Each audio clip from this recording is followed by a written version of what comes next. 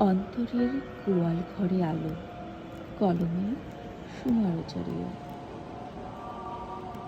উৎসবের আলো জ্বলে উঠলেই মানুষ ডুবে যায় বাহারি সাজে। ঘর দোর ঝকঝকে রঙিন পোশাক, বের প্রসাধনীতে যেন হারিয়ে যায় সরলতার সেই শ্বাস।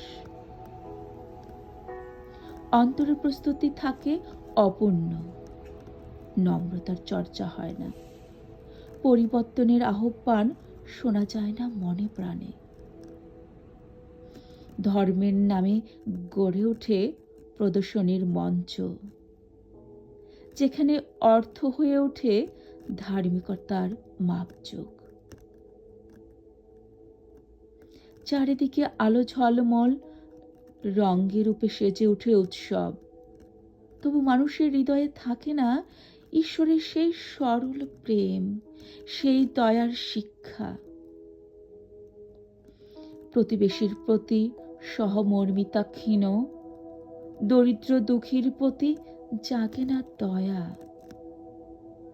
বিপদগ্রস্তকে জড়িয়ে ধরার জায়গায় জন্ম নেয় অহংকার, অনীহা।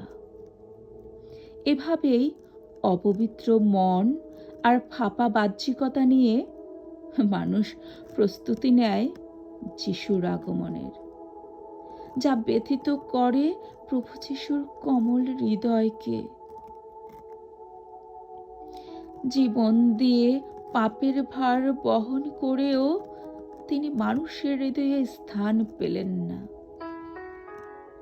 তাই তিনি বারবার স্মরণ করিয়ে দেন, পালন করো আমার দেওয়া নির্দেশনা, পবিত্র প্রেম জাগ্রত করো হৃদয়ে। অন্তরের দ্বার খুলে দাও আমার আগমনে, অহংকার আর পাপ দূর করে সরল মনে ভালোবেসো সকলকে সমানভাবে।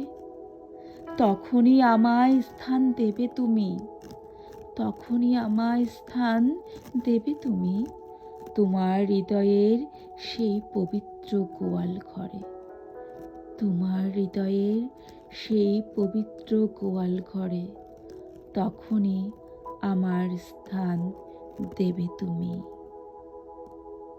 সকলকে অনেক অনেক ধন্যবাদ এবং বড়দিনের অনেক অনেক শুভেচ্ছা। ধন্যবাদ।